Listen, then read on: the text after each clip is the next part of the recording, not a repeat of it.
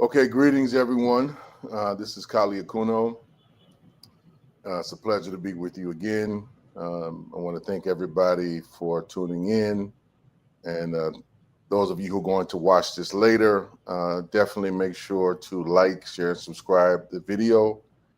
We're trying to do more of these to inform folks about critical things that are happening in the world that the left, in particular, needs to pay keen attention to in the United States.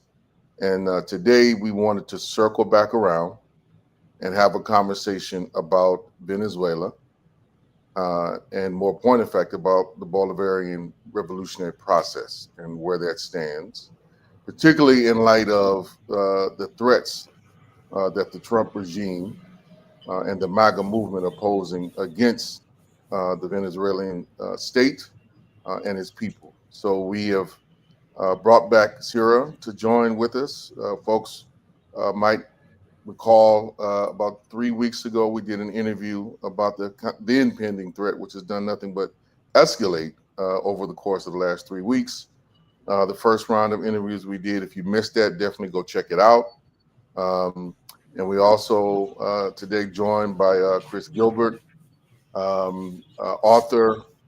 Both of them are authors, but Chris, as many of you all know, is the author of a book that I've been recommending, which I'm going to put up now, which is Communes or Nothing. If you don't have it, get you a copy of it and read it. And both of them did this issue of the monthly review, which came out a bit earlier this year. It is titled Communes in Socialist Construction. So get your hands on. But yeah, let's get directly into it. There is a cover and a lot of people to get to today.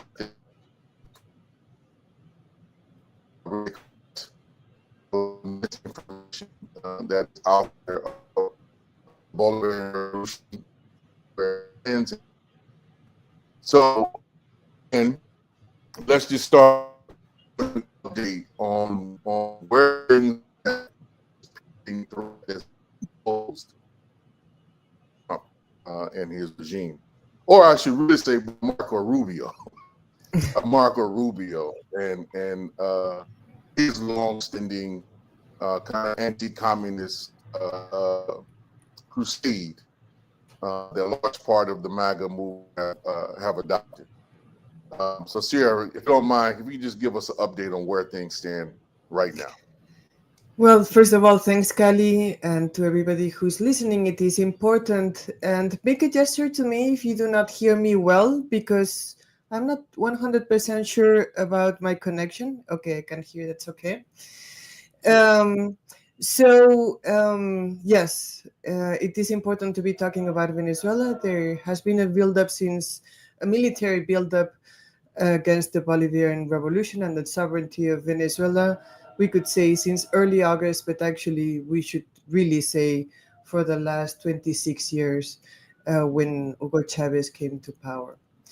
But I think there are two main reasons to understand, or actually three, to understand why there is this interest, this overt interest from the United States government to overthrow the government. They talk about regime change without any qualms. They've been talking about regime change for the West, more than 2 decades. So the reasons why there is a long-standing interest on overthrowing the government, we could say that one is because Venezuela sits and the people of Venezuela have the largest oil reserves in the world. But actually, that's not enough because Saudi Arabia also has very large oil reserves, and they are not getting a military buildup against them. So the second reason is that this is a sovereign project, a project where the people define what to do with the resources, how to organize themselves. And the third element, which would come later in the course of the Bolivarian process, is that actually this is a project that is profoundly democratic and based on a territorial democracy that we understand to be our pathway towards socialism. So communes, and Kali was mentioning before, Chris's book on communes. Communes are actually spaces from which we reorganize society, in terms of the politics and also in terms of the economic relations, the social relations of production. So those would be kind of like the large elements to understand why there has been this ongoing aggression, which has taken many shapes over the past 26 years, from, of course, the coup against Chavez in 2002, but also sabotages, fascist aggressions against the people of Venezuela, which we called guarimbas, the street expressions of fascism, guarimbas, and an all-out economic war, which was begun in 2015 by Obama with the famous Obama decree declaring Venezuela an unusual and extraordinary threat. So those would be kind of like the large elements. Now the question is, why is there now this military buildup? And it's not a military buildup because there's been more than 50 people killed, mostly fisher folk, near Venezuela, and also, but more recently, in the Pacific coast, in the so-called war against narco-terrorism. So why is this happening? I think that there are, of course, Narco Rubio, as they call him, Marco Rubio, and their anti-communist agenda is an important part of this. But I think we have to look at it from a larger perspective. Basically, the very fact that Trump's movement is called Make America Great Again, that in itself is a recognition that the US is losing, it's beginning to lose its hegemony. If you have to make it great again, it must be because it's not so great anymore. So the very enunciation of this, the very identification actually goes back to the recognition that the US empire is losing ground. So why are they turning more hardly towards Venezuela? Basically because, and towards Latin America in general, basically because it is true that China has more presence throughout the continent. It is a non-violent, non-military presence, with another kind of treaties that are signed between countries, and that is of great concern. And of course, Russia also has a presence, a cooperation rather, between the Venezuelan government and the Russian government in terms of defense. So those would be kind of like the larger elements, but we have to lay them on again, on top of this Miami mafia that is tremendously anti-communist, anti-popular, and anti the people, anti the people of the global south, and specifically of Cuba and later Venezuela, defining their own history. So I think those would be kind of like the larger elements that we can account for why there's this buildup. That's not only a buildup, as I was saying, but it's also people already being killed. And just to follow up on that briefly, um, they've also begun to threaten Colombia, right? And they're doing now exercises in well, these executions. I mean, they call them. That's what they're using there. I'm not going to use their rhetoric. They're also doing these summary executions now in the Pacific, and it seems to me that it's a direct response to the Colombian government, both offering a level of solidarity with Venezuela, also Palestine, but also just trying to protect the sovereignty of the nations in South America and the Caribbean. So there's a lot that's going on. There's an election coming up in Colombia, very soon, and there's many fears that the right wing will kind of seize control again by hook or crook of Colombia.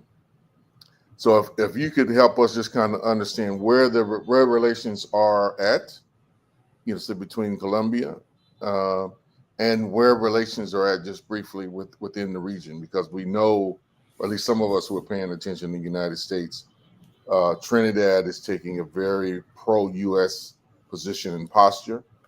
Um, and it seems like CARICOM and some of the other countries, while offering a degree of rhetorical solidarity, don't want or not committing themselves to kind of more formal challenges to the United States. Is that the correct read, or is there more to it that we, the audience should understand? Okay, so certainly Petro has had a very coherent position in terms of the defense of the sovereignty of the region, really, because this is an attack against the region, as we will see.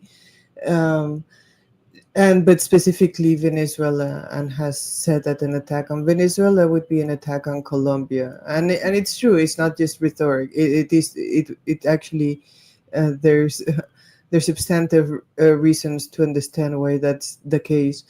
So and then as that began to happen, there were extrajudicial killings again of people of Colombians, supposedly in international waters, but really Southcom gives almost no information of where these bombings happen. But I actually would like to point to something else, and that's they are also doing them off the coast of Mexico. Right. So this is the most recent event was off the coast of Mexico, 4 boats. So I think it's important to understand that these are actually, if you look at the continent, other than Cuba, of course, what would be the countries with the most progressive, and in our case, revolutionary governments? Well, it would be Venezuela, but also Colombia and Mexico with Sheinbaum. So you can map the situation on that basis and begin to understand that this is actually an attempt to rebuild a kind of like Monroe Doctrine, and I think that Chris will have something to say about that, to kind of like reactivate Monroe Doctrine in relation to the continent, and targeting specifically the countries that are most sovereign and that aim to define their own history in the continent, in the world. Right. Right. Well, let's get into that, Chris, and bring some things up with you. I mean, to my mind, I think if for the audience to kind of trace, I would, the Trump regime's kind of order of operations, to me, this go around has been very systemic. It's not random in the sense that the first administration was. And if we go back to the very beginning, I mean, they came out the gate very early on in January and February with attacking, the sovereignty of Panama. And that's kind of been somewhat forgotten or removed, at least from the U.S., kind of dialogue. But that hasn't gone away in any fundamental way. And then there's been very little, at least in the U.S. press, coverage of the different ways in which the Trump regime has threatened Feinbaum in Mexico, both around trade, but also around some of the effort for them to build an alternative route, an alternative canal, which is basically freaked out the United States, not just the Trump regime. I think that's both sides of the ruling class are very disturbed by that. And you have to kind of follow, at least, on my end, is just following kind of a lot of the trade, particularly the seamen and the freight and logistics kind of trade information, to get a sense of how they're panicking in regards to that and how much pressure they want to apply. And this Monroe Doctrine 2.0, I think, has to be put in this broader global context of rivalry with, from their perspective, with China, right? And trying to keep Mexico and the rest of Latin America firmly within the U.S.'s orbit and camp, So if we can get into that, I think that'll be very, very helpful. So turning to you, Chris. Uh, Thanks, Kali. Sure. I think as we're all talking about, it's really not just, it's not just the Venezuela's the focus, it's really the whole region, the whole hemisphere. I mean, as you were saying, when Trump got out of the gate, he was already being aggressive in the hemisphere. And another example of that is Greenland, the claim that he was going to buy Greenland or buy with pressure Greenland. And then the threats that Canada will become the 51st state. And then if we reach down to the other end of the continent, there's agreement to put a new military base in Patagonia. So it's really a continent-wide project. And about the Monroe Doctrine, I do think that it's important to see the history of the Monroe Doctrine. I mean, often, perhaps because of a kind of idealism or just as a kind of shorthand that we all use, we tend to think that the Monroe Doctrine is one thing and that it's simply by saying it comes into existence. And it's actually people who know the history of the Monroe Doctrine. There's an interesting study by the Colombian historian Indalecio Giovanni Aguirre, in which he points out that when the Monroe Doctrine was born, it was really just the United States saving face, because it was actually the idea of the British Secretary of State, George Canning. He wanted to keep Latin America open for British interests, and he proposed to John Quincy Adams, who was the Secretary of State of Monroe, that they would issue some statement saying that Britain and the U.S. were not going to permit efforts to other European powers in the region. And to save face, John Quincy Adams cooked up the Monroe Doctrine, which really, in whatever it said, it was really about protecting British interest. And the United States was completely incapable of enforcing anything because it basically had no navy, no significant navy.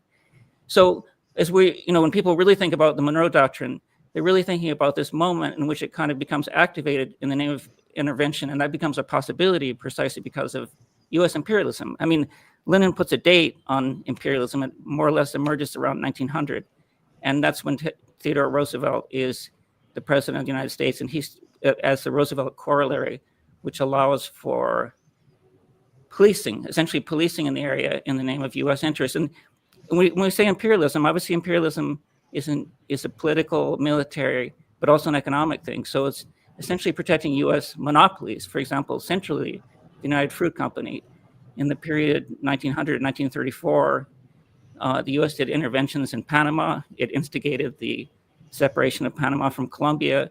It intervened in Venezuela when Cipriano Castro was president. And then it moved to Dominican Republic, to Haiti, to Nicaragua, where the Nicaraguans put up a very impressive resistance. And so I think one interesting thing we think about, I think we're in a similar moment. And as we've been saying, like, why are there gunboats going back in the Caribbean again? And you don't put gunboats in the Caribbean if you don't assert your power if you already have power. So essentially they're asserting their power because they're losing, as Cira was saying, that you don't make America great again if it's already great. So it's an effort to reassert power.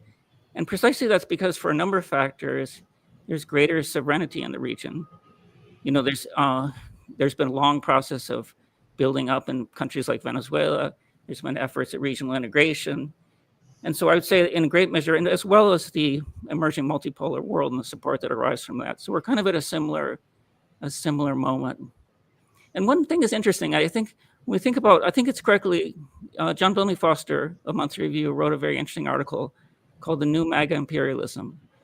And it's interesting to think about what kind of imperialism the Trump regime promotes, because it went in both periods, they've always claimed to be America first. That would be the United States first in our language. America first, United States first. And there's always been the suggestion that they might be more isolationist. But in fact, they continue to be imperialist, just in a different way. It's kind of like imperialism without hegemony. They believe that the MAGA bases believe that the old kind of imperialism, which is liberal globalization, is too expensive. And we're doing gifts to the other people. We're giving them democracy and giving them power and giving them some aspects of hegemony.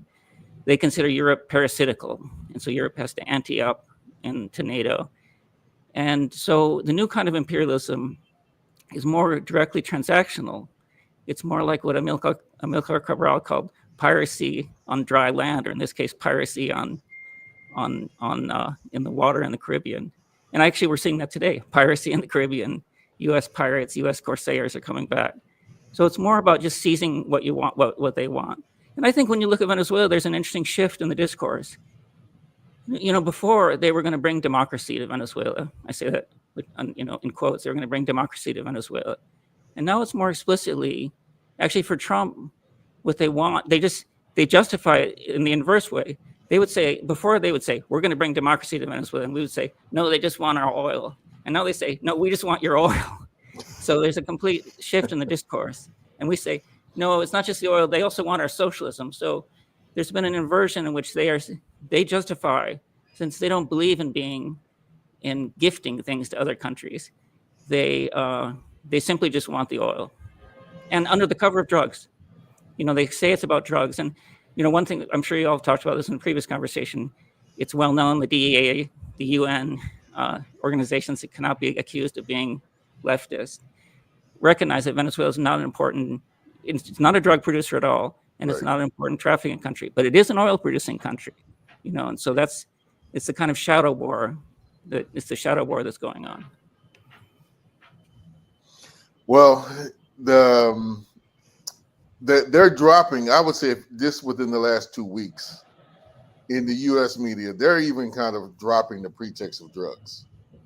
Like that has become less and less of the focus. They'll bring up some stuff once again, now again, like, well, Tren de Agua, but it's become very clear, and they've made it very clear. Like, no, it's the oil reserves. We don't want Russia and China having it, particularly China. And Marco Rubio in particular, but also J.D. Vance, have been very clear in articulating this is what they want, and have made no bones about regime change, none at all. So, that's the more open conversation within the U.S., which reflects a deep, narrative shift even here, right? Because just, I would say 10 years ago, that blatant level of just open transparency about what the U.S. is and how it operates, they still had to lie to themselves. And that's what, in part, Trump he represents to a degree. There's no lying about what the stated principles and objectives really are.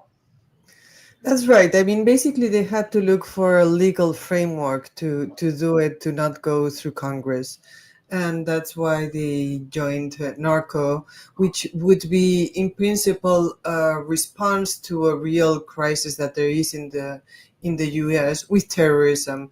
And of course, when you join, when you say that this is a struggle or fight or whatever they want to call it, a war against terrorism, that does allow them to go around the Congress. So that was one of the main things. But also there had been a history of, like mostly a Miami cooked up a history of assigning responsibility to the Venezuelan governments, the Bolivarian governments, relating to narco trade. But yes, we all know that it's not the case, and they are even pretty much recognizing it right now. What has been a constant, which I think is important to talk about when we are trying to trace a history here, is that there has been a constant of regime change.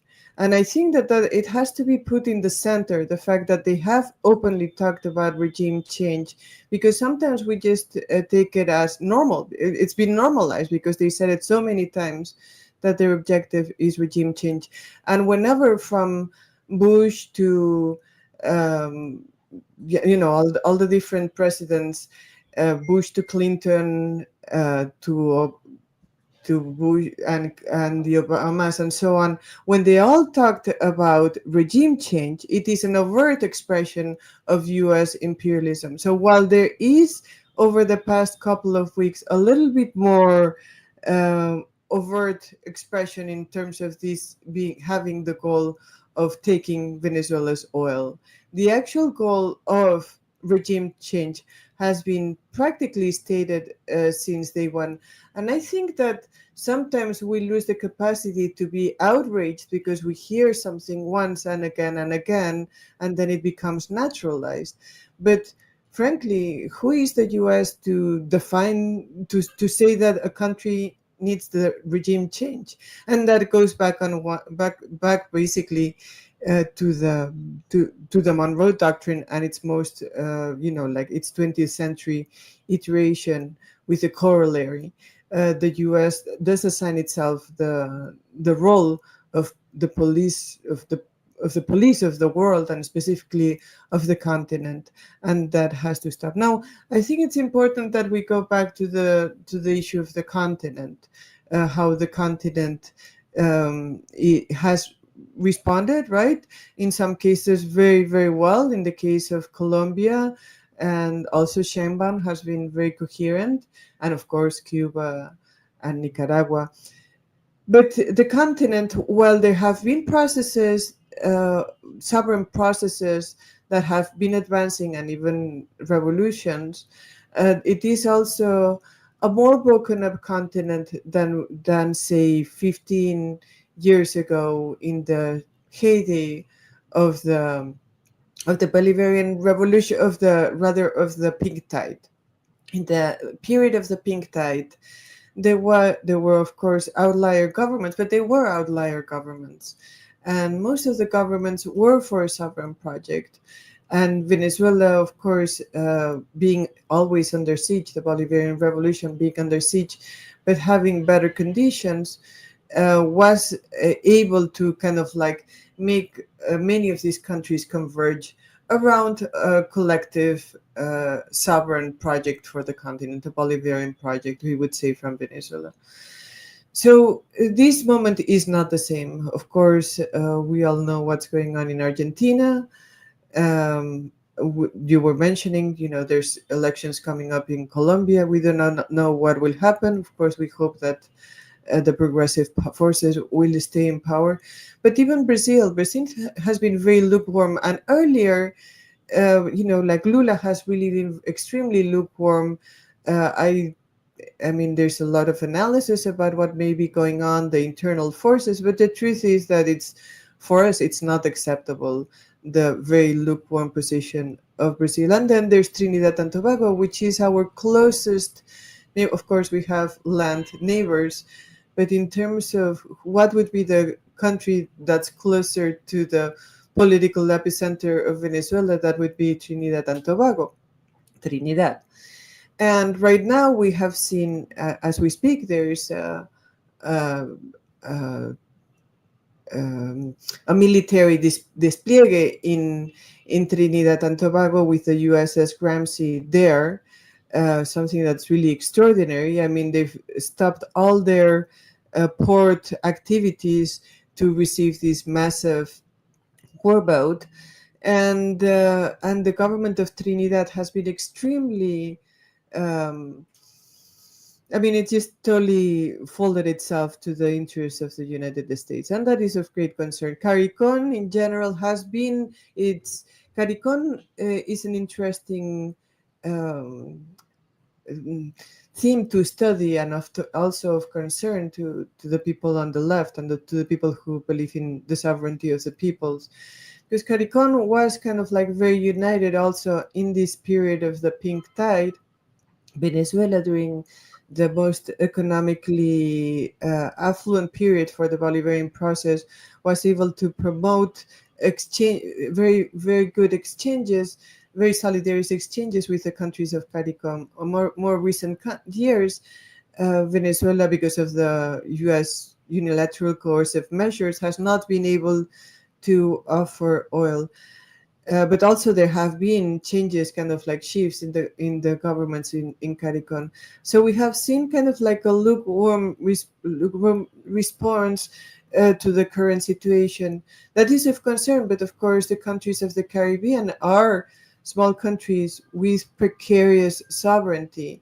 So I think it is important at this time to kind of like think about pathways to reactivate the CARICOM as a space with its own sovereignty. Of course, that cannot be done from outside, but it is something that is kind of like an urgent matter, because these brothers and sisters in these countries are also suffering the impact of these U.S. or pro-imperialist governments in some cases, and in some cases governments that are not able to stand up to US imperialism. So that should also be of concern to us when we think about the situation in the region.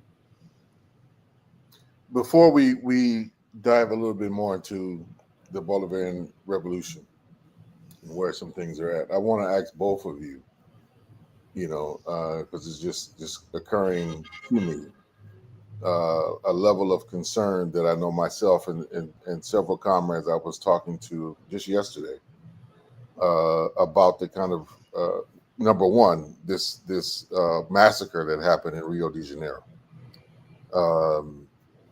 That the Rio that how Brazil is governed, as I understand it, like the police. There is a federal police, but the police fundamentally are the control of each kind of individual state's province, and so this was that state's primary decision, without a major consultation, with the Lula government, to go in and execute, folks. It's just these summary executions, and that this was a move in particular by the right to put more pressure on Lula to compromise. But to me, and I think to us, it was also in light of what happened with Milei winning in Argentina, which I have to say I was very disappointed to see and to witness, and I've been wondering what kind of threat that poses to the continent on a whole.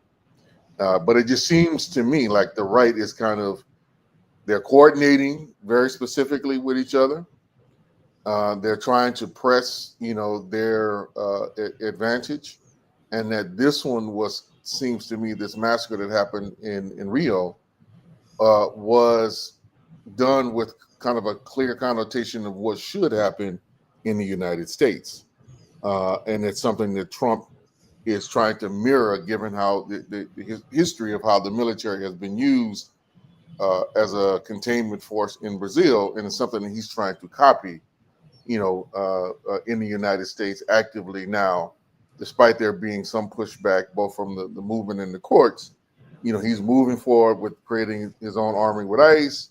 He's moving forward in moving military units, we're finding out, to be these kind of rapid deployment forces, not just those that are kind of housed or that were allegedly just being housed.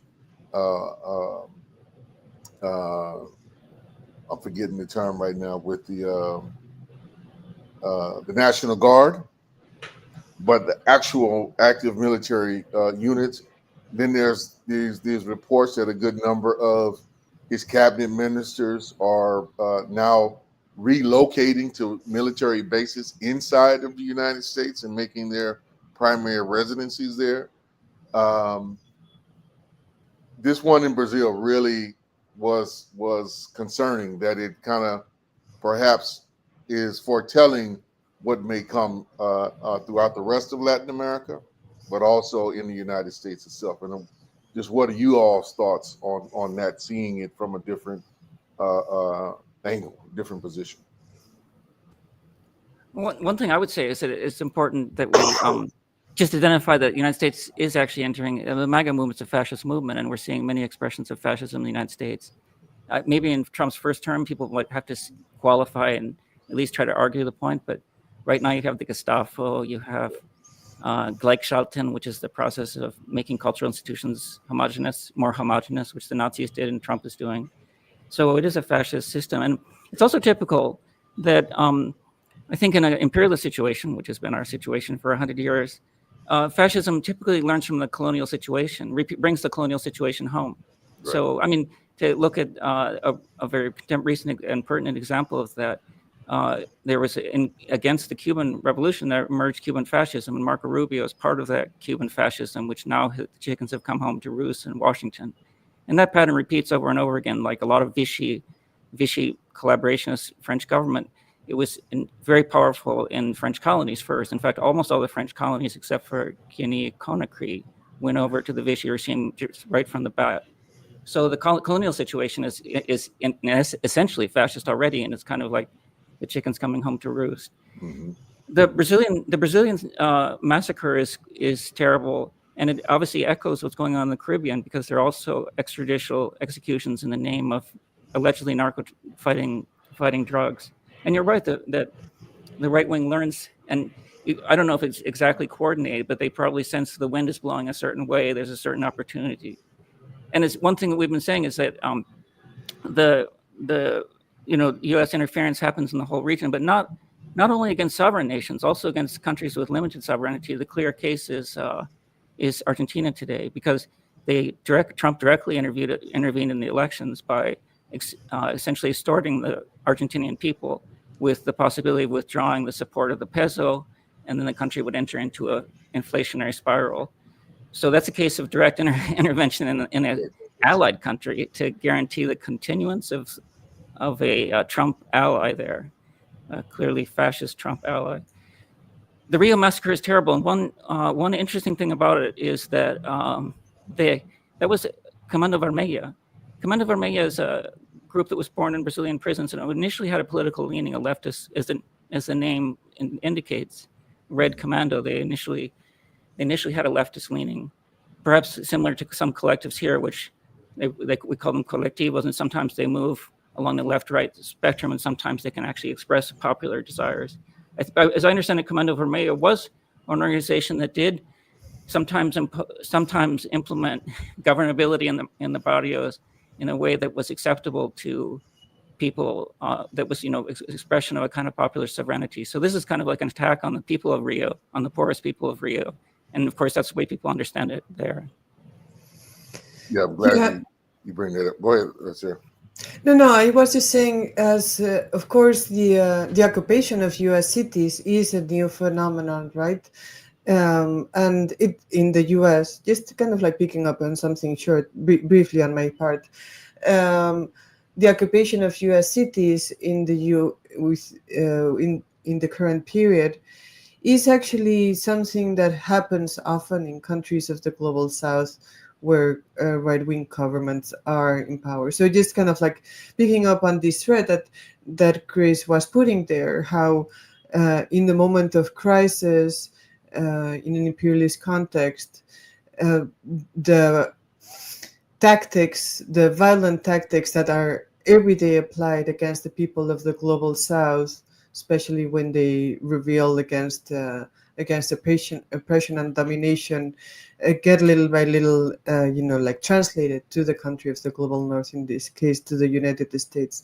So indeed, what happened in Rio is truly horrible, and it's very painful to see it, but it is also a kind of like a knock in the door for the working class and for Black and brown people in the US, because of course the situation is already very, very bad because of ICE, but it actually can get worse. And I think people should be aware of that. The situation can and is most likely to get worse if people do not organize. No, I think the plan on this definitely to get worse here. Literally the Republicans are holding food hostage, just straight up using food as a weapon. Tomorrow, all of the Obamacare new premiums, the new agreements that people are supposed to sign to continue, with their medical coverage under those programs, they're going to issue their new premiums by every kind of accounting measure. They're going to be double or even triple what they were, just a couple of days ago. And the Republicans are well aware of what they are doing, and they are doing it very intentionally to break the will, of some very significant sections of the working class, particularly the Black and brown working class, with some disregard, for the white members of the working class, which I think they think that they can, kind of offer piecemeal support to. Some states like Louisiana, for instance, are trying to figure out ways to continue on with the SNAP benefits on their own, but coming up with some very selective criteria who will be able to get those. Other states are trying to, comply. Trump is also talking about offering aid to farmers in the Midwest, also which would be done in an openly, blatantly racist, manner as to who gets aid, who doesn't. And if it wasn't even more apparent, just so the audience will know, hopefully most people are aware of this. They said that they're going to limit the number of refugees. This is the Trump administration yesterday. Limit the number of refugees to 7,500, and they were going to give priority to white South Africans, to the Boer community, as we would once say. So they're very blatant at this point about what they're doing, and the key point is they don't care, and they are fully, I think, gearing up. The one thing I will say, Chris, we don't know. I would agree with you. We don't concretely know the degree to which they're coordinated. Those are things we typically have to find out. But I just want to put out there, like what we have now learned in the last, say, year and a half about the level of coordination. Just to cite a different example, the level of coordination that the United States is actually doing with the Zionist regime, right? Even so much as just a couple of days ago for, Netanyahu threatening that if they didn't return, some bodies, that he was going to implement a strike. Well, he implemented the strike, and they then, came out and said, "Well, yeah, we coordinated with that with the United States," and Trump gave the green light. And then, but we killed a couple of, well, I think it was 120 people they wound up killing that day. That's right.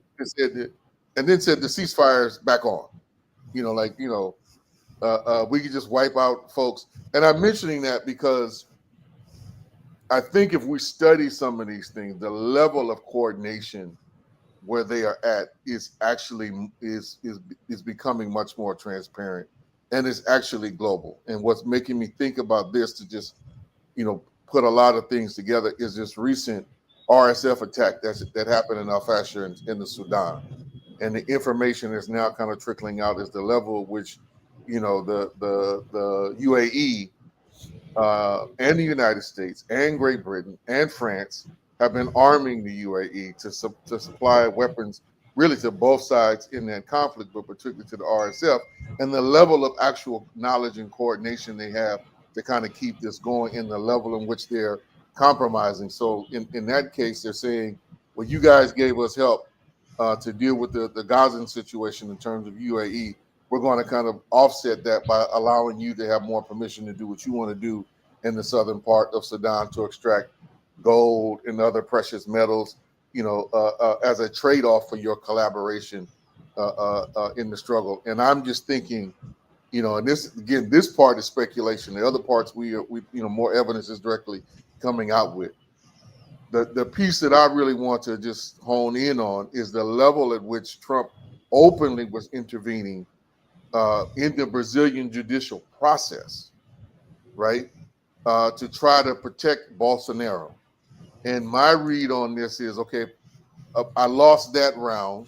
Bolsonaro was sentenced, was in prison, but I'm going to find different ways to support other candidates on the right to implement what they want to implement, to force Lula and Brazil to comply in the way that we want them to comply. And I don't think it's by accident that part of that motion came after or during the process of knowing that they were likely, this is to be in the Trump administration, they were likely going to lose this vote, which they did in the Senate, around imposing tariffs on Brazil, right? Which is a core part of them kind of saying, hey, enough is enough.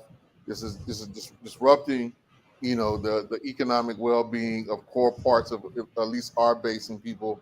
We have to be somewhat accountable to this being the Republicans to maintain our seats, to maintain our position.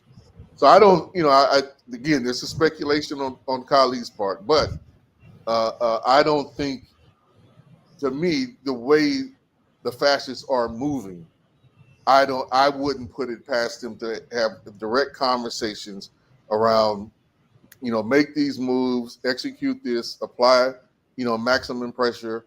And clearly, as we've seen the last 2 years, 2 years and some change now, we are in a period globally where life basically the life of the working class is worthless, is meaningless to these regimes and to the bourgeoisie and what they're trying to execute during this period. And so I wouldn't put it past them. And I'm saying this and going over this point because I still think there's too many folks on the left who are maintaining illusions about the nature of the bourgeois institutions in the United States and how much of a kind of a guardrail or a protection they're going to offer to the movements here in the United States and abroad, right? And I want us to divest ourselves because we need to be clear about what type of movement we need to build to defend ourselves from the fascists, and then on the other end, create the new world that we want, need, and deserve. So that brings me back to where we are at with the Bolivarian process. And I just want to open up, very clearly, let's have a conversation about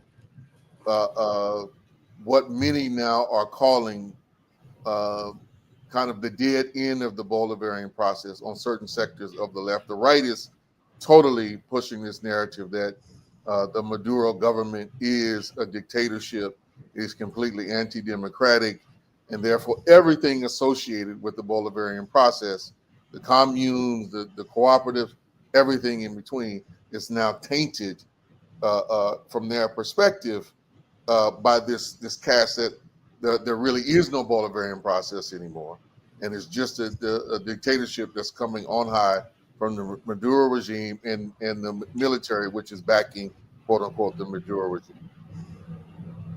Let's attack that and dispel that if we can. You go, Chris, if you want to. Sure. When you said this thing about everything going bad in Venezuela, I was reminded of 10 years ago in which a large part of the, I hesitate to say it, left, alleged left, I don't know how many qualifications I can put on that, was started to talk about the end of the cycle. And they all quickly turned themselves into it was like a funeral. Like the whole Schadenfreude fest in which they delighted in what they thought was the end of the process. It was really a bizarre phenomenon. Like, because of a few setbacks, everybody started to look for how they started to preach about how the process was going down and everything was ended. And I couldn't help wondering, realizing this is the most extreme example of Eurocentrism. Meanwhile, the very same people were holding on to the barest thread of hope in their own countries, whether it was Podemos or Bernie Sanders or something. And so why is it that in one's own country, one holds on to the barest thread of hope, and then when it's some other country that isn't able to do the immediate revolution, the immediate, complete, permanent revolution, then it's immediately thrown in the trash can. So it's amazing how people accept these stories, and I think it's shameful that a lot of the left has not been able to overcome that. In fact, in the last 10 years, of course, there was a very difficult period here in the middle of, from 2015 to 2020, but the process has recovered in a great measure. And really, there's been a turn to the left, turn towards socialism again, a lot of emphasis on the commune. And the other thing that if you think from the present, I think in the last 2 years since Israel and the United States have been carrying out the genocide in Gaza, we've had lots of object lessons in what imperialism is, what you were pointing to. We could call it the exterminist phase of imperialism, which they'll just exterminate people for their purposes. So in the face of this current situation, we can understand, what is it? That I have to say is the real authoritarianism today. The real authoritarianism is the United States able to decide life or death over anyone. They believe they can decide life or death over anyone on the planet. It's essentially colonial law. I mean, in colonies, the colonial power always said it had the right of life or death over citizens. And right now, the United States proposes to be the universal colonizer, in which it can just say who will live and who will die. And so when some country says it will try to establish sovereignty, or some people in a country tries to establish sovereignty over its, faced with this incredibly barbaric power, colonial power, then everybody calls that authoritarianism. When a country tries to establish some index of sovereignty, as a people tries to establish some index of sovereignty, whether it's Iran, Venezuela, Cuba, that's all called authoritarianism. When it's really just the effort to have authority, some limit, in our case, a very democratically established authority over an area. So the terms are extremely inverted, and I think that people fail to see the forest through the trees. I mean, maybe some people who criticize Venezuela for being allegedly authoritarian, they actually understand what imperialism is, but then they keep two kinds of bookkeeping. On the one hand, they understand imperialism, exercising life and death over everybody on the planet. And on the other hand, they don't recognize that you have to have a certain level of sovereignty to confront that. They don't bring the two things together. So we have a democratically established sovereignty here, and only in a world that's completely turned upside down would that be called authoritarianism. So those are just like the conceptual clarifications that I wanted to enter into the discourse. And to say that we're, in spite of the aggressions, we're in a good moment in Venezuela in terms of the political process. There's a lot of enthusiasm here. There's a lot of hope, and there's been a lot of progress. Yeah, I guess going along the line of what Chris is mentioning, first, because people who are listening to us may be wondering how people are living the current situation. In terms of the current situation, President Maduro has said, in terms of there's maximum pressure, and our response should be maximum preparation. But at the same time, people have to go on living their daily lives, and school year just began a few weeks ago, and everything began normal. And if you look out in the window, you will see people going about their own life. And that actually, I have to say that that's a victory of the people of Venezuela, Venezuelans, that with this military buildup, and we are talking about when the next when the USS Gerald Ford comes here, which is one of the largest airplane carrier of the U.S. Navy. It's on its way here from the Baltic. When it comes here, the U.S. will have around 10,000 troops around us, and a tremendous amount of assets near us. So first, that's how the current situation is at the moment. But also people are enrolling voluntarily in the militia by the millions and preparing to defend. And the fact that people are enrolling in the militia by the millions is actually an expression of the stability of the process and of the government. People would not be signing up for the militia if there wasn't, because the call came from President Maduro, if there wasn't an affinity between the people and the government. So that's one thing that I want to highlight. But then, in addition to that, look, when the sanctions were imposed by the United States, which is it really is a war without bombs. Like sanctions. When sanctions came around in the first years, there wasn't enough food or medicine to go around. That's not the case anymore. There is enough food and medicine to go around. It's not that the sanctions do not have an impact in daily life right now, but some of the problems have been overcome over the years.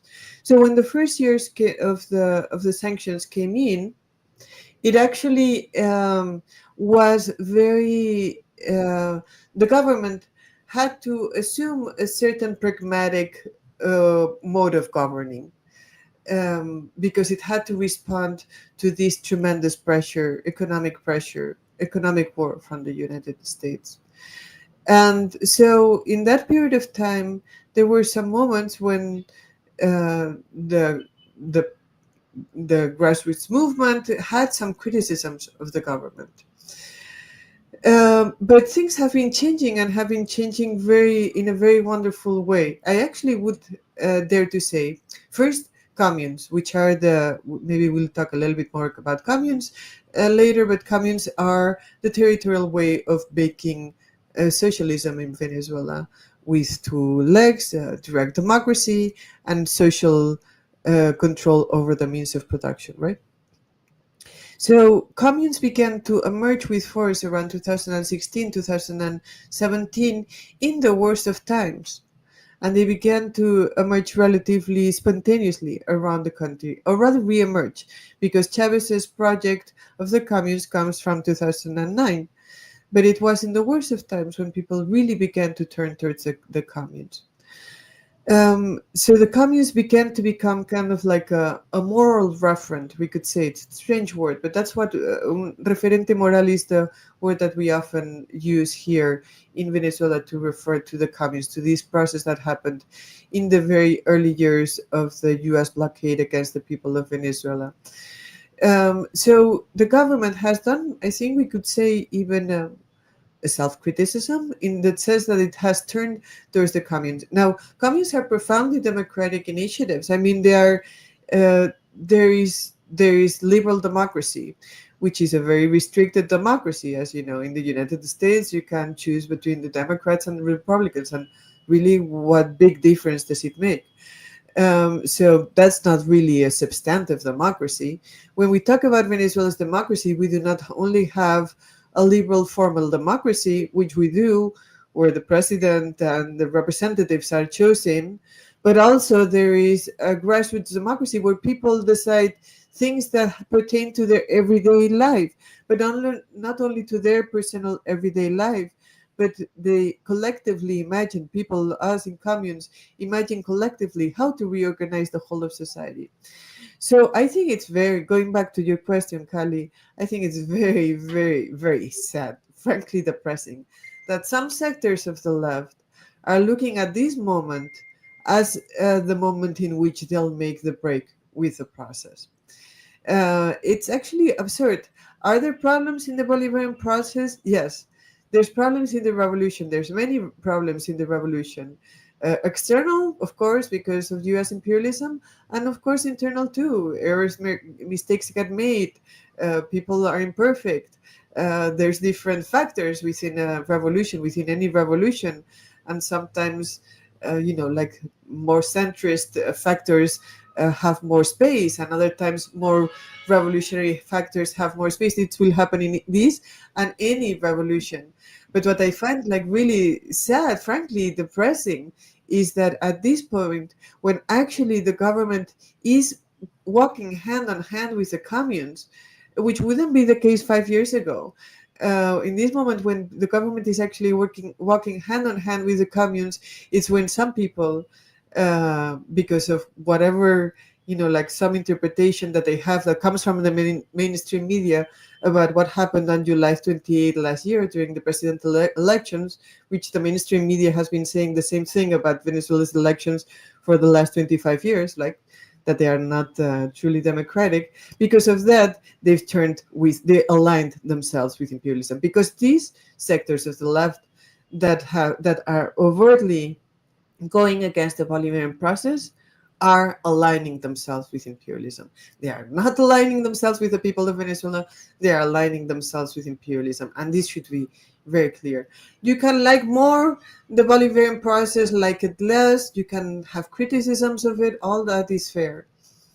But what is true is that if you align in a moment when there's a direct aggression against the people of Venezuela, if your discourse kind of like builds up on the discourse of U.S. imperialism, then you are the enemy of the people of Venezuela.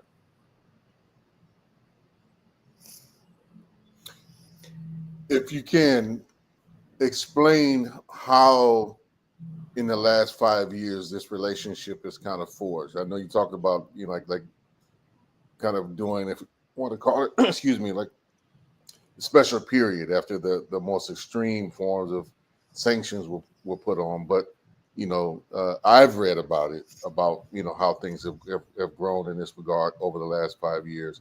But I think just what were the steps, and then how are the movements themselves, the communes themselves, kind of adjusting to the shift in this relationship. I think that's a critical thing for folks to understand, and particularly like given our experience in Cooperation Jackson, where not exactly a commune, but definitely a municipalist kind of strategy and orientation, where we had some major differences, with the administration, but still tried to stay within the overall framework of like the Jackson Kush plan. And there was a lot of nuance in where we had agreed and disagreed that was often missed by outside observers that kind of pitted or tried to pit one process as being legitimate and one aspect of the process that we were trying to implement as being ultra leftist or, unrealistic or not practical.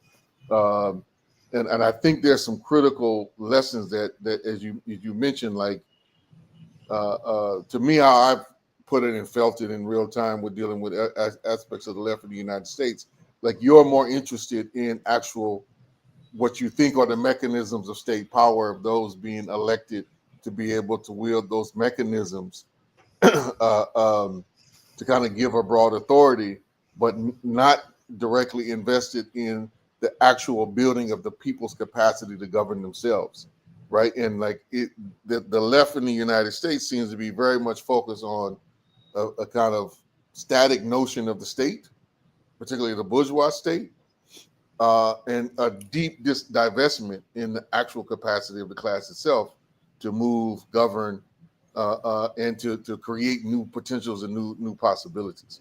And I know I've seen that with my own eyes, over the years of going back and forth to Venezuela. I can kind of see and chart a lot of that happening. And so I wasn't particularly surprised, for instance, of seeing kind of this movement kind of converge back, but also kind of being unaware there are going to be times when tensions will reemerge, and that not necessarily doesn't mean that folks will abandon the overall process, but they will find ways of trying to hold the broader government accountable. And I think that's a critical point that is missed. One thing that we've always contended with the Bolivarian process is that it was an important way of seeing it was kind of the conjugation of popular power and state power that had been intervened in through a revolutionary way. Now that's a complicated, I would say, establishing a new command structure in the state. These are complicated terms because one has to distinguish between government and state. Right. And as I understand it, you all attempted to carry out the same project in Cooperation Jackson with a dialogue between the two. And we always point out that as wonderful, for example, as the Zapatista expressions of popular power were, they achieved nothing like the scale of popular power here. And we attribute that to the use of state power, returning in some way to state power, and having this dialogue between the intervened in revolutionary state power and the construction of popular power from below.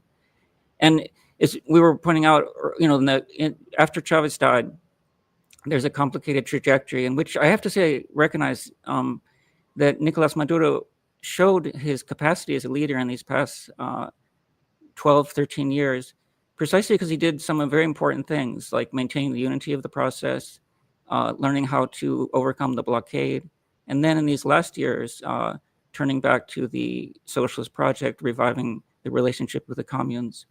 The actual story of the coming together of the communes in the state, that this kind of the overcoming some of the contradictions, I would say manageable contradictions, secondary contradictions between state and communal power, is a complicated one. It has heroic elements like the founding of the Union Comunera, the Communard Union, and then this different processes of rebuilding and coordinating communes. But one thing you can say from both sides, from both the side of the government and the side of the communards, there was always a high level of political maturity and unwillingness to opt for ultra-leftist positions that might help the counter-revolution. And I would say a political wisdom, a political wiseness. So, as the Communard Union was founded, the minister Minister of Communes arrived and received a hearty welcome from the person who was the head of Maizal Commune, and 3 years later would become the minister himself. So there's been this relationship with matureness on both sides. And one important point of inflection was in the lead up to the election last year, the government, one thing it did was it started the consultation processes with the communes, these grassroots consultations, which really have been a wonderful thing for the communes because it makes stronger already existing communes, and it also helps incipient communes. It has reestablishes their relationship with the revolutionary government. And then shortly after that, Angel Prado, who was probably the most famous communard in Venezuela, he was named Minister of Communes. And another thing that many people are aware of these changes, which show a coming together. But there's another element that's also important, is kind of in the background, which is that the pro-business current in the government the strongest pro-business current was associated with Tariq el-Assami, who was the oil minister, and he was charged with corruption, put in prison. So there's the fall on the one side. There's the fall of the most pro-business side of the process, and then there's the rising up of the pro-commune, pro-socialist sector. So it's actually a very interesting moment. I want to conclude with one little thing. I always find it that there's a kind of ultra-leftist position, which I know because I've been guilty of it. The ultra-leftist position, or maybe you could call it the Western Marxist position, which is to only be enthusiastic about revolutions when they're in their moment of glory. You know, the kind of expressed in '68, like, only rebellion is glorious. Only the rebellious moment is glorious. You know, when the clocks stop, or when people live in this kind of carnival spirit. And actually, if you want to find a good expression of the Western post-Marxist vision, it would be Michel Foucault, who celebrated only rebellion, and sometimes and thought revolution was a worn-out term. But revolutions also need continuity of their processes. So it's completely unfair, or it's a form of left defeatism, to turn one's back when that moment of utopian glory and rebellion has to be consolidated. And so that's one thing that we've been victim of here, is that it's been Maduro's historical role to take charge of that consolidation, that process of institutionalization, which is absolutely necessary if revolution is going to go forward, if it's going to be about real power and real sovereignty, real people power and real sovereignty. That requires processes of consolidation. And it's only a kind of Eurocentric, ultra-leftist position, which bleeds over into the liberal position, that doesn't recognize that revolutions need to have continuity, need to have institutions, need to have processes of consolidation too. Yes, we say at some point, you know, the after the party, the people need to eat. That's the phrase that you know, we've kind of adopted in some of our internal work. And for folks mean, what we mean is, like, you know, that we kind of had a similar kind of couple of euphoric moments where people won the election, but then there was, do we have the capacity to actually, you know, in our context of battling capitalism in conditions in Mississippi, half of our folks were unemployed. Are we going to be able to employ them? Right? And that was not going to be, we weren't going to be able to just manufacture a bunch of new government jobs.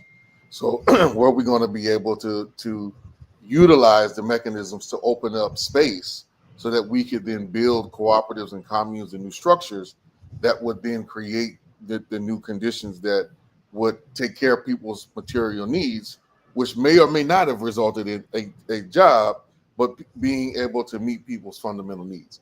And that was like, well, how are we going to feed people? Like, we had the party, yes, we had the celebration, we won the popularity contest, but next week, next year after that, are we going to be able to take care of our people in the grind work that needs to happen over the course of that time to raise people's kind of awareness and the capacity to move a program along? Like, that is a much more difficult, dirty work of trying to build a revolutionary process, which and I can tell you from my own experience, we've seen a lot of people abandon a lot of things when things get a little hard or a little rough, or we don't meet this particular goal, or we haven't met that particular expectation. And people are like, well, you know, this has failed, or you know, it's not as democratic or as I want it to be, or wasn't as inclusive. So we've heard all of that, and then some. And so that's why at certain times there's always a smirk on my face when I've heard people make some criticisms of where things are at. And it just reminds me of one of the lessons I got having gone to Cuba during the heart of the special period, and remembering a debate where some American comrades got into a conversation where they started to try to give their assessment of the Cuban Revolution and what the Cubans did wrong. And I remember they closed their books, and, you know, they listened with grace, but I will never forget, at the end of the day, after listening for about an hour of some seasoned leftists giving their critical interrogation to the Cuban Revolution, they said, That was all. That's all good and well. But when you guys liberate a block in the United States and govern it, come talk to us. Then we can have a real conversation about what it takes and what it all entails.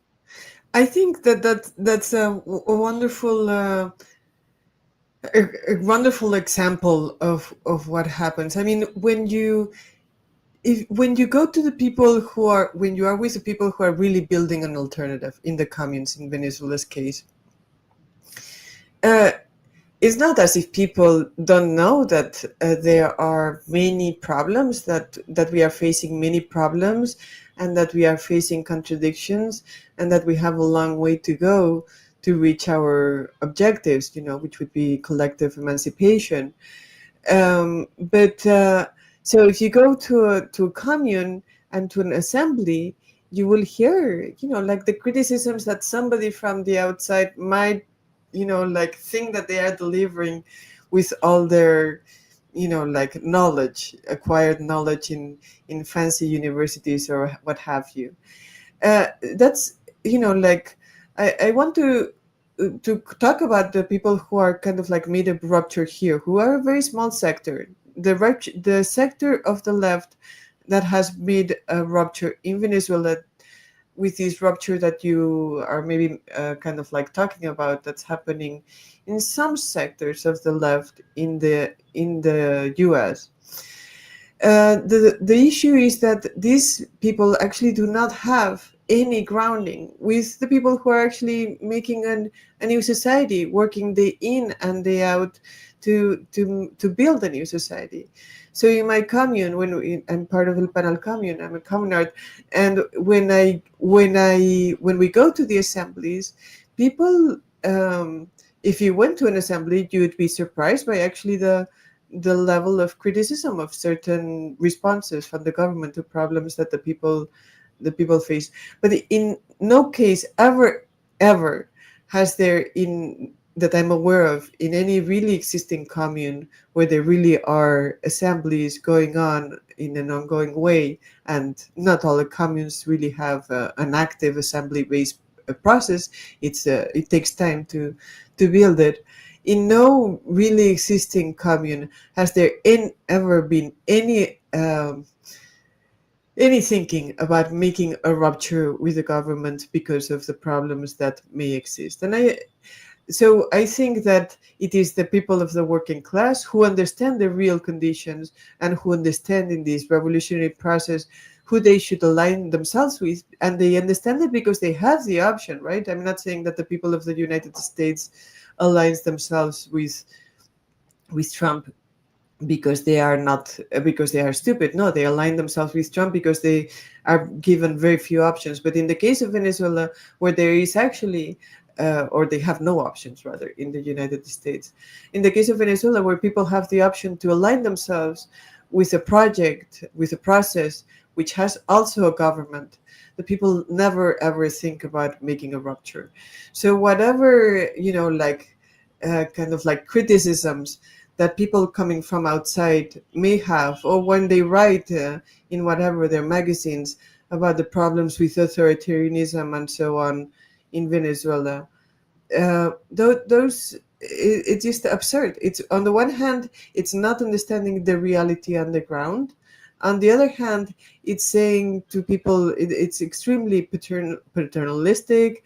It is Eurocentric to think that people are not capable of analyzing their situation, trying to collectively correct it, and also being critical when it's necessary.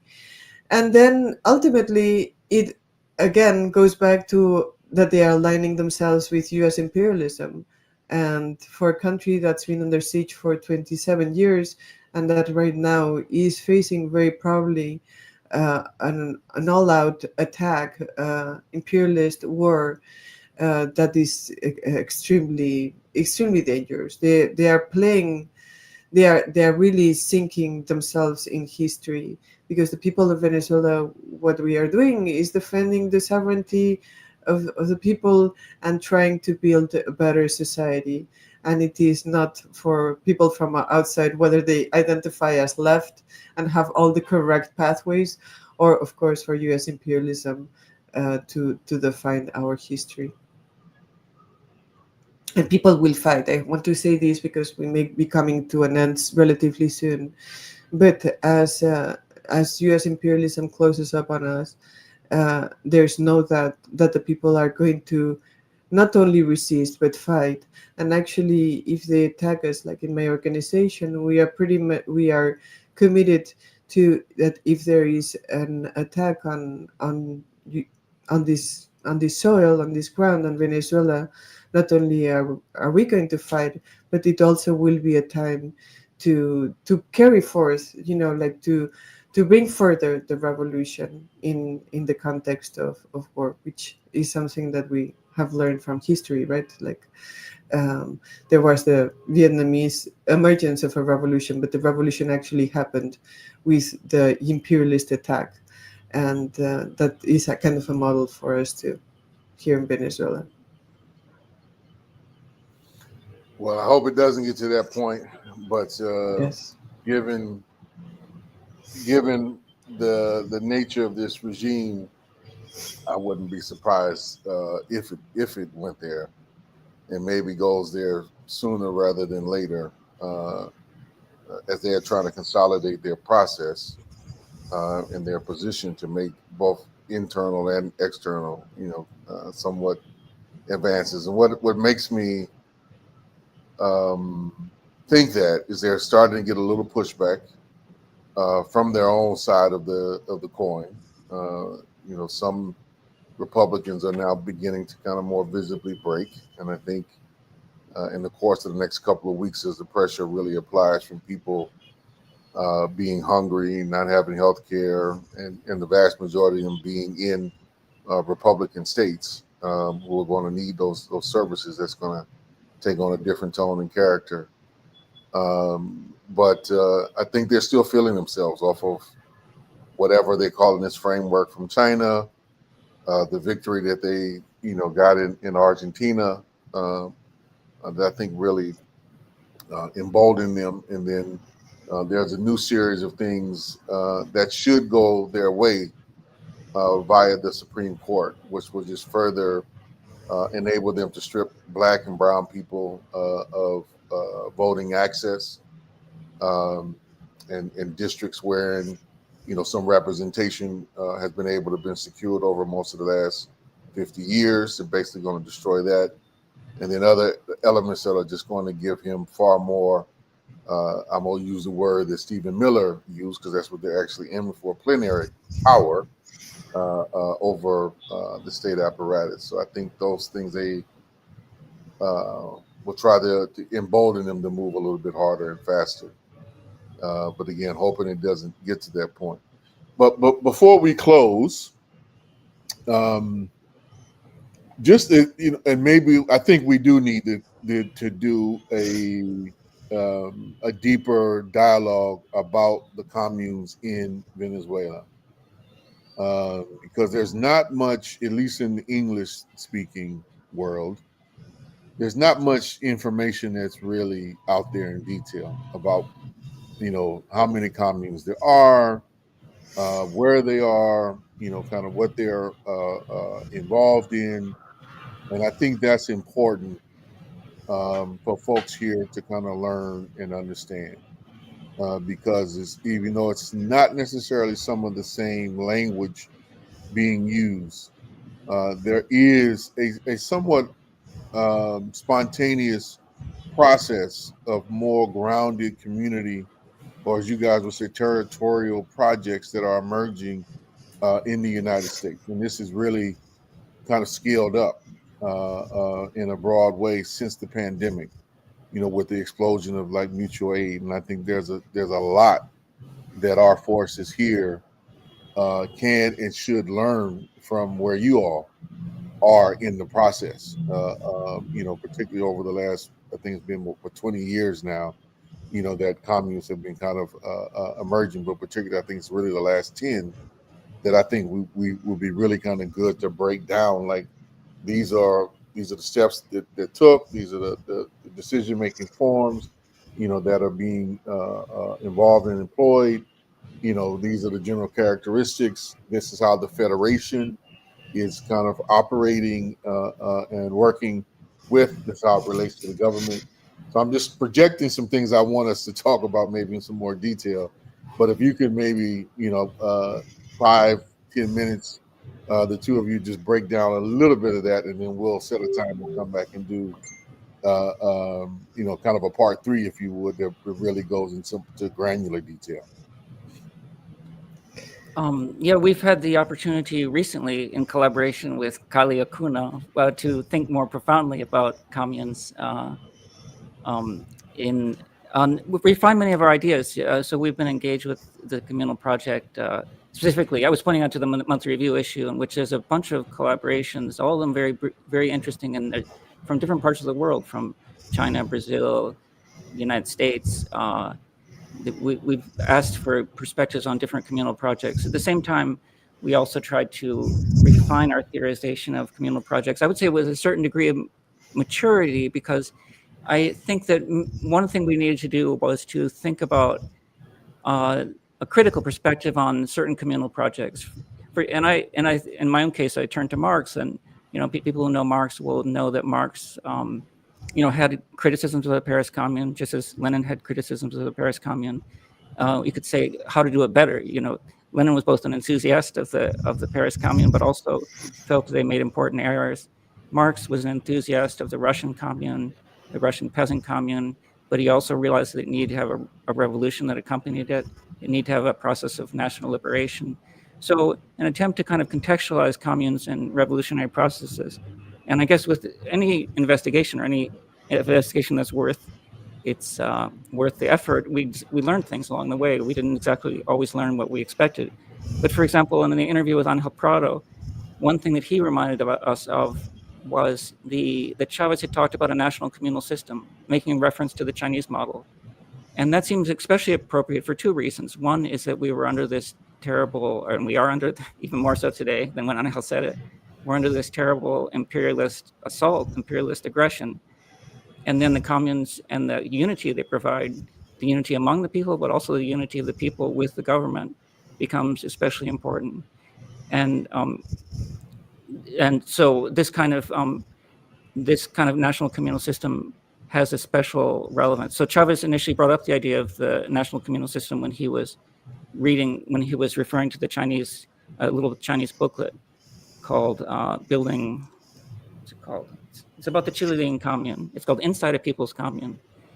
And so that's an element of Chavez's legacy that is especially important to the present, and a way of avoiding this idea of a commune, that any commune goes, or that any commune is a revolutionary project. And another example of like a commune that's absolutely counter-revolutionary colonialist project is the kibbutz. The kibbutz is whatever socialist ideas people might maintain about a kibbutz is a settler colonial project that's functional to imperialism. So it's the absolute contrary of what we need. So we were interested in providing context and providing this political revolutionary framework in which communes should operate. So that's one area we've been developing, and it's, of course, has a special relevance to the present moment. So I will talk a little bit about the kind of like the basics of communes. I said before that communes are kind of like the basic cell for the reorganization of society, and that they walk on two legs, one which is the assembly, like the political space, the assembly, where there's no representatives, and another one which is that communes should have means of production, because you do not transform a society just with assemblies. It is important to have assemblies and to take decisions collectively to the degree that it's possible.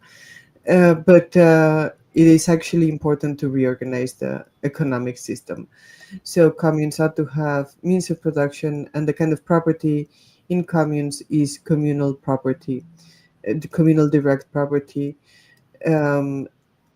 social communal direct property, actually, to be more precise. That means that in my commune, which has like 4 or 5 means of production, a meatpacking plant, a plant for making clothing, a soap making plant, and other smaller, and a bakery. So it has those means of production, And the surplus from those means of production does not go to the bourgeoisie, of course, nor to the state, and it doesn't go to the workers either, as in a co-op, but it goes to the whole of the community. So the whole of the community decides again in the assembly what to do with the surplus. Now, for your other questions, how many communes are in the country?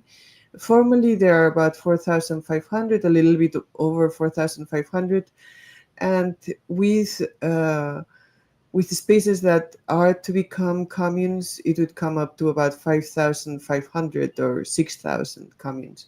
So we are talking about a lot of communes, but we actually think it's important that people understand that it's not that all those communes are really have like a truly, like a truly rich process of assembly, and actually it's a minority of communes that actually have means of production, and we consider that having means of production is fundamental if our goal is to reorganize the society as a whole, which is based on exploitation. So we have to overcome exploitation through having the means of production. So how many very robust communes are there? I would say maybe there are 100, 200 very robust communes where there's means of production, where there's very active direct democracy, where people are really participating. And then there's many communes where there's assemblies, when these consultations that Chris was talking about earlier are called on by the government. And I will explain a little bit more about the consultations very briefly. But when consultations are called, people meet in assemblies. They decide collectively what are their priority problems, the problems that they have to solve in assemblies again.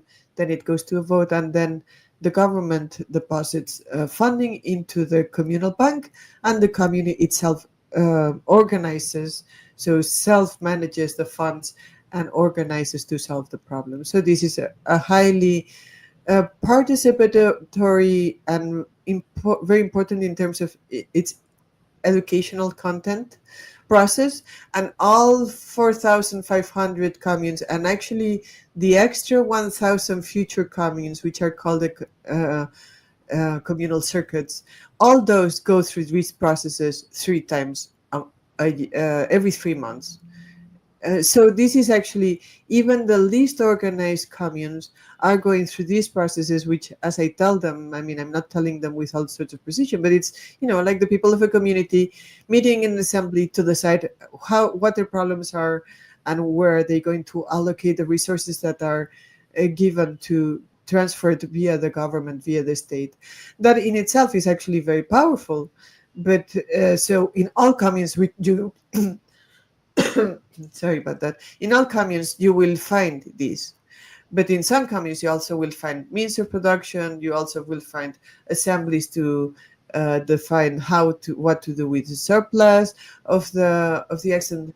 In my commune right now, for instance, there's a process of planification of the communal economy, which is called the distrito económico, the economic district. So we are actually in the process of forming our own democratically run mechanism for planning our economy, which is fundamental when your objective is to transform the economy of a country, and in this case, beginning with a commune.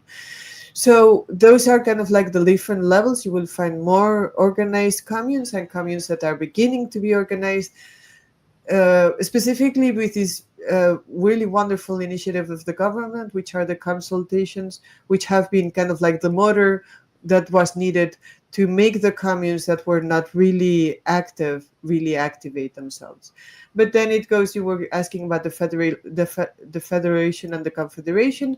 Those are future stages. This is how it goes from communal council, which is a direct democracy space, which has no means of production. Several communal councils make a commune. Several communes make a communal city. Several cities make a communal federation, and then the whole country would be a confederation. This is kind of like Chavez's roadmap for the communes. Right now, we are still at the stage of building more robust communes, and interlinking communes. So I'm part of Alexis Vive, which is a national force that interlinks different communes, and there's the Common Art Union, a sister organization that also interlinks communes. So we are kind of like in a more we are in a more incipient moment in terms of making the federations and the confederation of communes. And there's different level of development between the different communes, but right now all communes have assemblies on a relatively regular basis because of the consultations. And the consultations are actually the best example of showing that the communal project on its own is really wonderful, but without government, without doing it hand in hand with the government, which is what sometimes these people from the left criticize, this supposed left that is critical of the Bolivarian process. That these consultations are actually the best example that if you don't do it with the government, if you don't, if your attempt to reorganize society does not imply taking power and doing it hand in hand with the government, then you will not be able to advance. 5 years ago, there were practically just as many communes as there are right now. But I would say that it was, and there were some very, very robust communes that were really doing very important work. El Maizal, El Panal, the Che Guevara, Cinco Fortalezas, and we could go on and on. There were some communes 5 years ago that were doing really, really important work.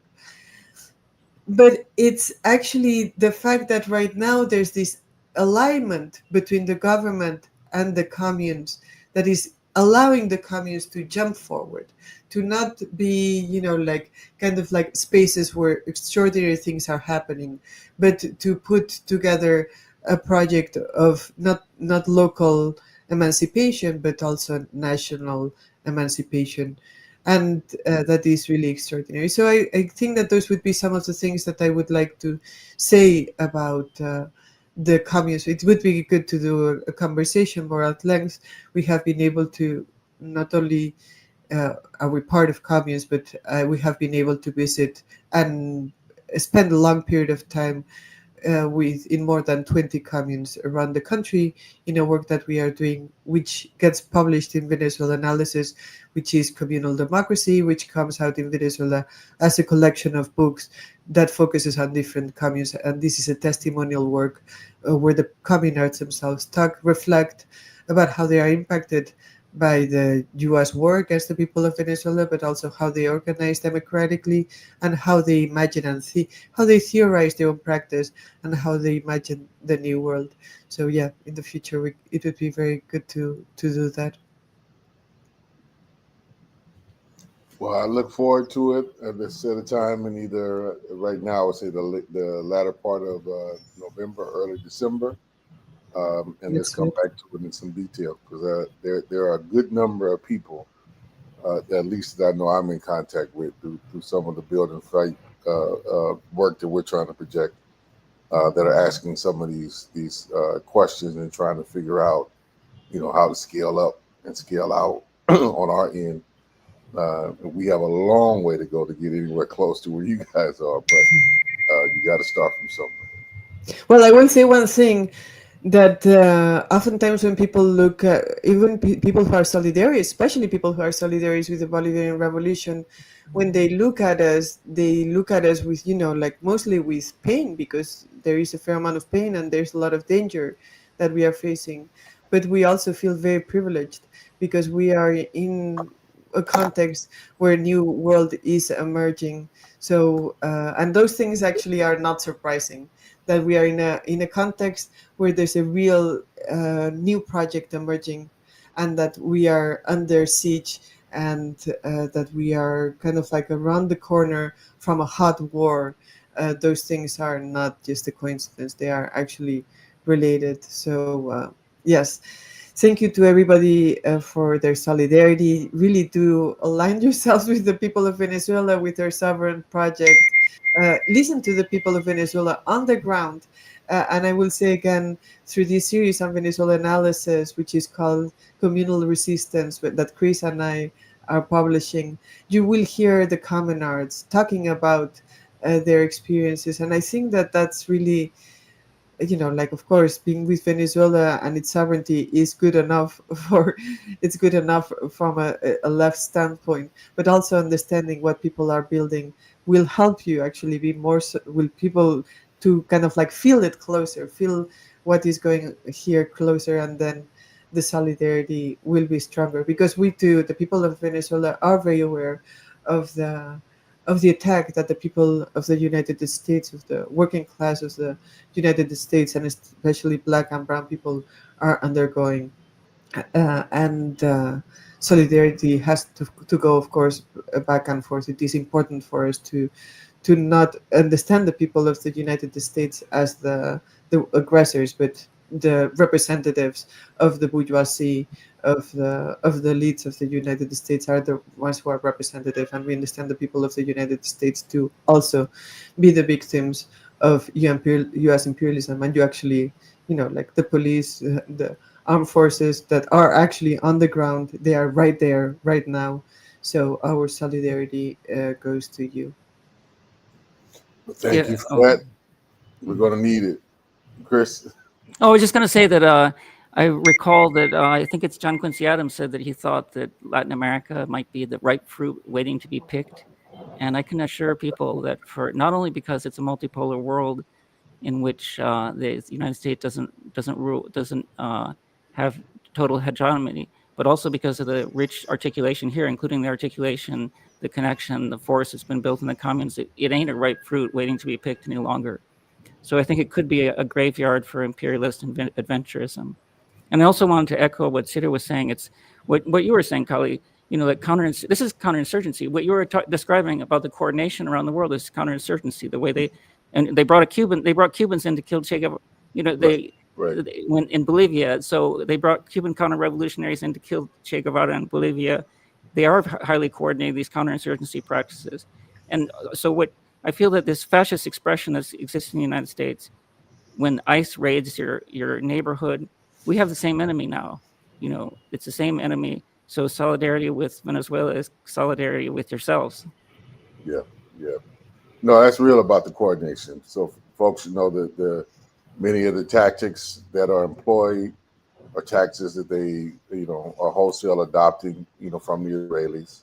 That the Israelis have come to the United States, and folks, going over there to learn these kind of crowd control tactics.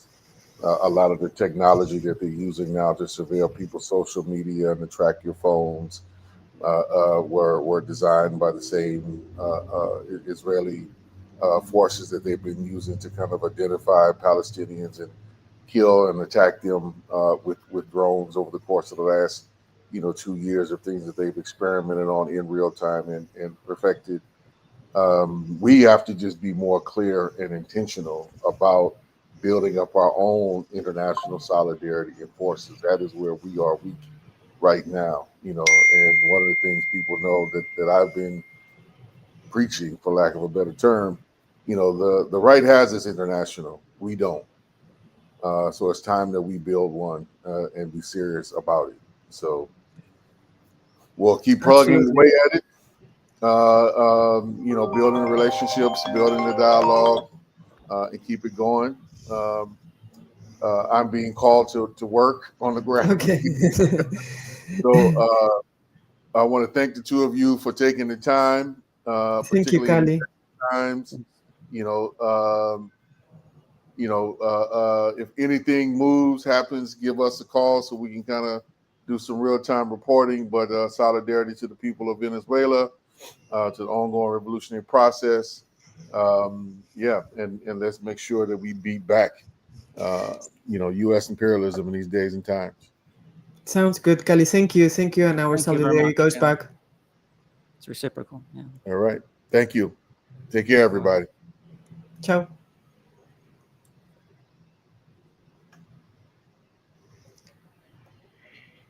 Okay.